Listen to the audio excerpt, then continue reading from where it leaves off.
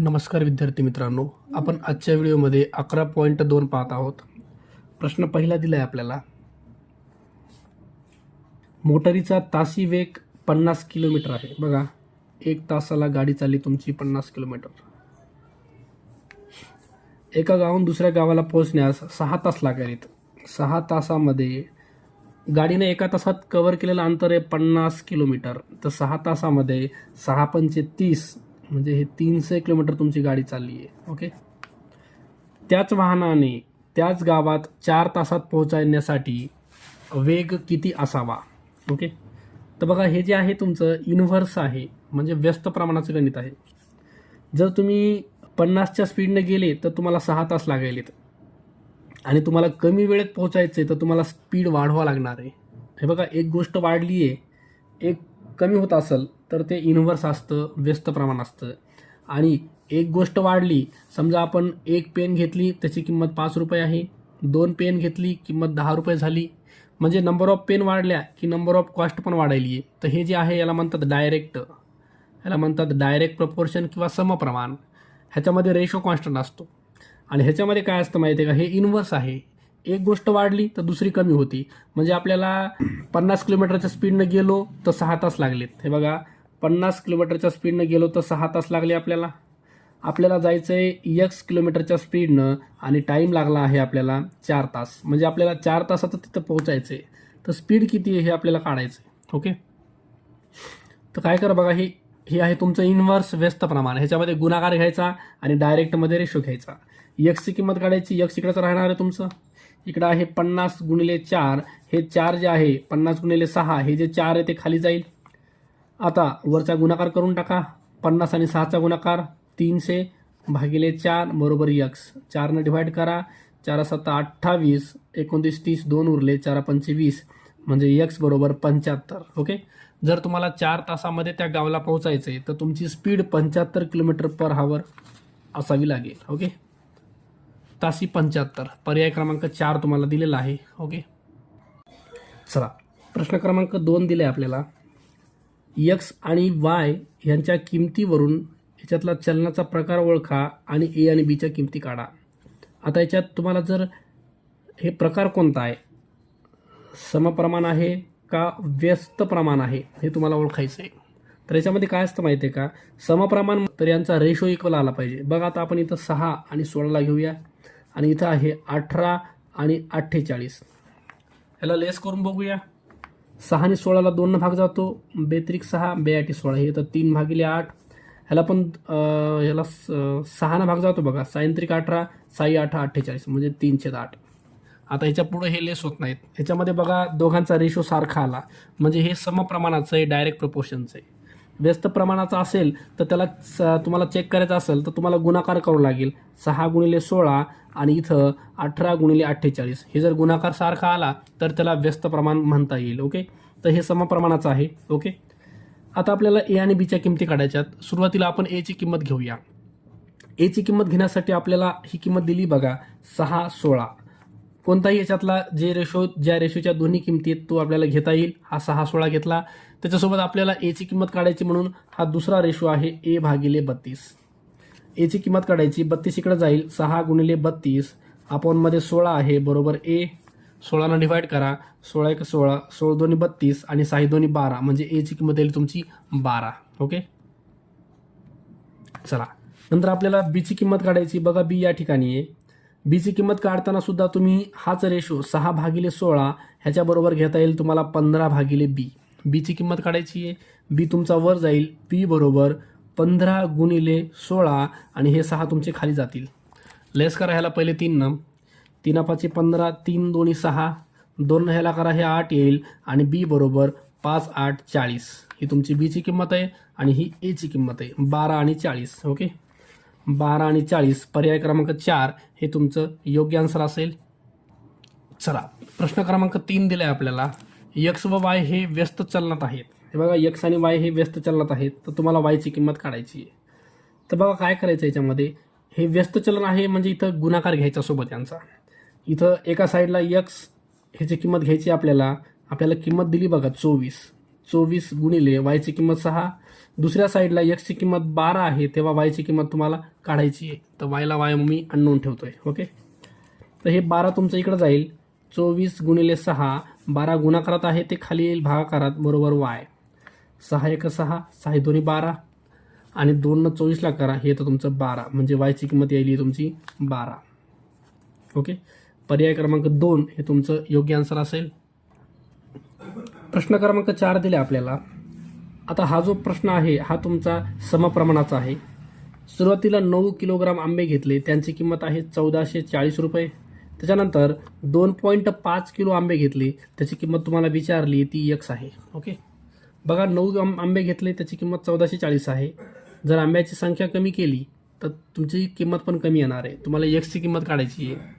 X इथं जाईल क्रॉसमध्ये, इकडं आहे 2.5, हे 1440 जाईल त्याच्या गुणाकारामध्ये, अपॉनमध्ये खाली 9 जाईल. 9 भाग द्या, 9 एक 9, 5 उरले, 9 सखत 54 आणि हे 0. 2.5 गुणिले 160, हे पॉईंट पुढं सरकला, पॉईंट जर पुढं सरकला तर हे 16, 160 मधलं 0 कटला, 16 राहिलं. आता 16 गुणाकार करून टाका. 16 पंचे 80ला 0, चाला 8, 16 दोन्ही 32 आणि 8 40. ओके, 400 रुपये. पर्याय क्रमांक 2 हे तुमचं योग्य आन्सर असेल. प्रश्न क्रमांक 5 दिलाय. 8 मिली एवढे औषध भरले असता 125 बाटल्या भरतात. ओके, तर 200 बाटल्यामध्ये प्रत्येकी समान आकारमानाचे भरले गेले असते तर प्रत्येक बाटलीत किती मिली औषध भरावे लागले असते. बघा, 8 मिली भरलं तर 120 बाटल्या लागायल्यात. तर पहिले आपण काय करूया, 125 बाटल्याचं 8 मिलीप्रमाणे किती व्हायले ते बघूया.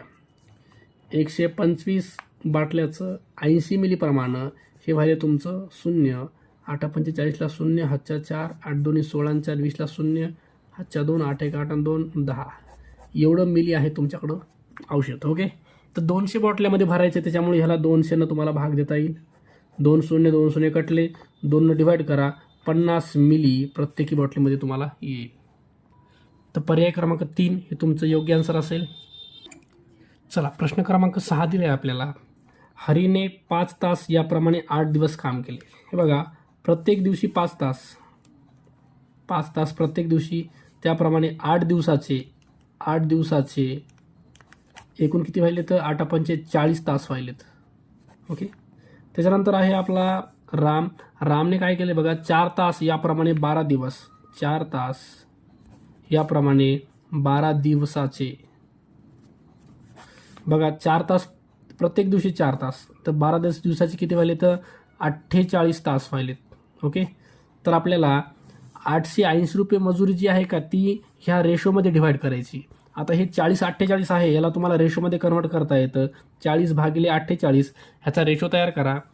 बघा, याला तुम्हाला 8ने डिव्हाइड करता येईल. 8 पंचे 40, 8 सखा 48, म्हणजे रेशो यायला आहे 5x प्लस 6x, आणि ह्या रेशोमध्ये तुम्हाला वाटून घ्यायची मजुरी 880 रुपये. चला, 6 आणि 5 11x बरोबर 880, म्हणजे x बरोबर 880 भागिले 11, x बरोबर 11 8 88 आणि 0. एक्सची किंमत आली तुमची 80. आता हे 80 तर ठेवून द्या, म्हणजे 5x ही जी आहे तुमची हरीची मजुरी आहे. तुम्हाला प्रश्नात विचारली आहे रामला किती मजुरी मिळाली. ओके, तर रामची मजुरी आहे तुमची 6 टाइम x, म्हणजे 6 गुणिले एक्सची किंमत आहे 80, तर 6 8 48, 480 रुपये मजुरी ही तुमची रामला मिळालेली. ओके, तर पर्याय क्रमांक बघा 480 1 हे आपलं योग्य आन्सर असेल. प्रश्न क्रमांक 7 दिलाय आपल्याला. PQRS ह्या संख्या प्रमाणात आहेत. जर संख्या प्रमाणात असतील तर त्या संख्या आपल्याला अशा लिहिता येतील. 1 नंबर P, Q इथं येईल, हा जो R आहे तो इथं येईल, आणि हा S तुमचा इथं येईल. आता हा रेशो दिलाय का बघा, P/Q, R/S, PQRS. हा R इथं आणि Q इथं असेल ते पण जमते आपल्याला, पण तसं नाही आहे. इथं Q आणि R ची जागा चेंज नाही आहे, तर हे दोन्ही पण पर्याय नाही आहेत. तिसरा पर्याय, आता आपल्याला यांचा तिरकस गुणाकार करता येतो. बघा, P आणि Q हे गुणाकार होणार नाही. P आणि Sचा गुणाकार होईल बघा, PS, आणि इकडच्या साईडला Q आणि R, QR. तर PS आणि QR ह्यालाच SPQR असं म्हणता येईल. पर्याय क्रमांक 4 हे आपल्याला लिहिता येईल. ओके.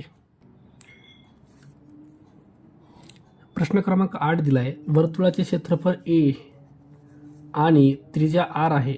बघा हे क्षेत्रफळ आहे आणि त्रिज्या आर आहे. तर ए आणि आर यामधील संबंध चलनाचे चिन्ह वापरून लिहा. ओके. तर याच्यामध्ये संबंध जर बघितला तर रेडियस जर 7 घेतली तर एरिया काहीतरी येईल आणि रेडियस जर तुम्ही जास्त वाढवून घेतली तर एरिया तुमचा वाढणार आहे. म्हणजे ह्याच्यामध्ये डायरेक्ट प्रोपोर्शनचा संबंध घेता येईल. तर पर्याय क्रमांक 4 हे आपला आन्सर असं लिहिता येईल. Area is directly proportional to r square. Okay. पर्याय 4 हे आपलं योग्य आन्सर असेल. प्रश्न क्रमांक 9 दिले आपल्याला. एका नळाने 5000 लिटर धारिकतेचा एक हौद 8 तासात भरतो. बघा 5000 लिटर पाणी भरण्यासाठी 8 तास लागायलेत. ओके. 8 जर डिवाइड केला आपण याला 8 सख 48, 2 उरले 8 दोन्ही 16, 4 उरले 8 पंचे 40, म्हणजे 1 तास. एका तासात बघा जे 5000 लिटर होतं त्याचे 8 तुकडे केले मी, म्हणजे एका तासात 625 लिटर एवढं पाणी भरल्या चाललंय. ओके. आता पुढं काय दिलं बघा. उज्ज्वलाने दुर्लक्ष केल्याने 9 तास 36 मिनिटे नळ सुरू राहिला तर किती पाणी वाया गेले. आता एका तासात पाणी चालले तुमचं 625. आता वरचं 36 मिनिटाचं तुम्हाला काढायचं आहे. ओके. बघा 1 तास म्हणजे 60 मिनिटामध्ये 625 लिटर पाणी वाया चालले. जर 60 मिनिटामध्ये 625 लिटर वाया चालले तर 36 मिनिटामध्ये तुमचं पाणी x लिटर वाया चालले. इथं डायरेक्ट प्रपोर्शन समप्रमाण घेता येईल तुम्हाला. हे एका तासाचं काढलंय. आता वरचे 36 मिनिटाचं काढूया. कारण 36 मिनिटं म्हणजे आपल्याला 8 तासात तुमचा हौद भरलेला आहे. वर 1 तास 36 मिनिटं त्याचं काढायचं आहे. त्याच्यापैकी 1 तास आपण काढले, 36 मिनिटाचं काढूया. आता हे x तुमचा इकडं जाईल. x बरोबर 36 गुणिले 625 वर जाईल आणि 60 खाली येईल.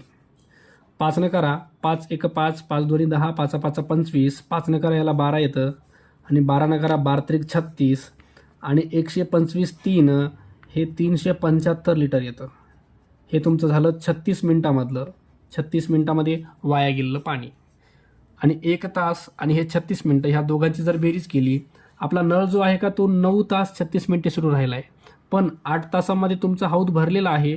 उरला वर 1 तास 36 मिनिटं. एका तासाचे 625 लिटर आणि 36 मिनिटाचे 375 लिटर यांची जर बेरीज केली तर बघा 1000 लिटर तुमचं पाणी वाया गेलेले. ओके. तर पर्याय क्रमांक 1 हे तुमचं योग्य आन्सर असेल. चला प्रश्न क्रमांक 10 दिला आहे आपल्याला. आपल्याला एक सारणी दिली आहे आणि त्याच्यामध्ये कोणतं चलन आहे ते बघायचं आहे आपल्याला. समचलन, व्यस्त चलन. ओके. तर पहिले आपण काय करूया, रेशो बघूया. रेशो ह्या दोघांचा रेशो घेऊया. 0.01 अपॉनमध्ये 0.5 इक्वल टू 0.02 अपॉनमध्ये 0.25. बघा इथं पॉईंट आपल्याला 1 पुढं सरकवता येतो. 1 जर पॉईंट पुढं सरकवला तर फक्त 5 येतं, म्हणजे इथला पण पॉईंट 1 पुढं जाईल, म्हणजे हे 0.1 येईल. इकडच्या साईडला पॉईंट 2 पुढं सरकवा 25 येतं. इथला पण पॉईंट तुम्हाला 2 पुढं सरकवता येतो, हे 2/25 येतं. आता इथं 25 आहे बघा. ह्याचा जर छेद समान करायचा प्रयत्न केला, ह्याला 5 जर गुणलं तर हे तुम्हाला 5 5 25 करता येईल. ह्याला जर 5 गुणलं तर हे 0.5 करता येईल. म्हणजे यांचा छेद सारखा आला तरी पण यांचं न्यूमरेटर अंश सारखा नाही आहे. ओके. तर ह्याच्यामध्ये समप्रमाण नाही आहे. तर पहिलं जे ऑप्शन आहे समचलन हे तर येणार नाही आहे. ऑप्शन नंबर 2 बघू आपण, व्यस्त चलन. व्यस्त चलनासाठी आपल्याला त्यांचा गुणाकार करून बघावा लागणार आहे. ओके. बघा पहिला आपण गुणाकार करणार आहे 0.01 इंटू 0.5 इक्वल टू दुसऱ्या साईडला आपल्याला गुणाकार करायचा आहे 0.02 इंटू 0.25. चला प्रोडक्ट करूया. 5 1चा 5 येतो, पण पॉईंटच्या पुढे 1 डिजिट आणि इथं 2 डिजिट, 3 डिजिटनं पॉईंट, 1 2 3 डिजिटनं पॉईंट. इथं 25 आणि 2, 25 आणि 2चा गुणाकार तुमचा 50 येतो, पण पॉईंटच्या पुढं 2 डिजिट आणि इथं 2 डिजिट, 4 डिजिटनं पॉईंट द्यायचा. 1 2 3 4 डिजिटनं तुमचा पॉईंट इथं येणार आहे. ओके. तर बघा 0.005 आणि इथं पण 0.005 यायला. ह्या झिरोची काही आवश्यकता नाही आहे. तर याच्यामध्ये व्यस्त चलन तुम्हाला घेता येईल. पर्याय क्रमांक 2 x व्यस्त चलन y हे तुमचं आन्सर असेल. ओके. अशा प्रकारे तुम्हाला ही एक्झरसाइज सॉर्ट करायची होती. व्हिडिओ आवडला असेल तर लाईक आणि सबस्क्राईब करायला विसरू नका. ओके, धन्यवाद.